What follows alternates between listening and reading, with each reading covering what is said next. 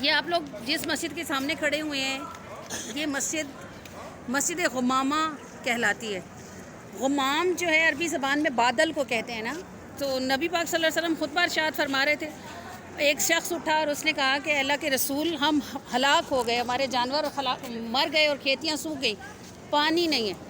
تو نبی پاک صلی اللہ علیہ وسلم نے ممبر پر بیٹھے بیٹھے اس طرح دعا کے لیے ہاتھ اٹھائے، اور آپ کے ہاتھ اٹھانے کی دیر تھی کہ آسمان پہ بادل کہیں نہیں تھا۔ جیسے ہی نبی پاک نے ہاتھ اٹھایا، ایک چھوٹا سا بادل کا ٹکڑا ہے، حدیث میں ہے ڈھال، اتنی سی ہوتی ہے ڈھال جتنا ایک بادل کا ٹکڑا نمودار ہوا، اور وہ سارے آسمان پر پھیل گیا اور پانی برسنا شروع ہو گیا، اور ایک ہفتے تک بارش ہوتی رہی۔ جب اگلے ہفتے نبی پاک صلی اللہ علیہ وسلم ممبر پر بیٹھے تو وہی عربی کھڑا ہوا اور اس نے کہا یا رسول اللہ ہم ہلاک ہو گئے، اور ہمارے کھیت جو ہیں وہ ڈوب گئے، اور ہمارے گھر بہہ گئے، اور ہمارے مویشی رڑ گئے، تو آپ دعا کریں کہ بارش بند ہو جائے۔ تو نبی پاک صلی اللہ علیہ وسلم مسکرائے کہ آدمی کسی بھی حال میں خوش نہیں ہوتا۔ پھر آپ نے دعا کے لیے ہاتھ اٹھائے اور ایسے انگلی گھمائی یوں، تو کہا کہ اے بادل مدینے سے ہٹ جا، ارد گرد برس۔ تو صحابہ کہتے ہیں کہ ہم دیکھتے تھے کہ بادل مدینے کے اوپر سے ہٹ گیا تھا اور باقی جگہ پہ برس رہا تھا۔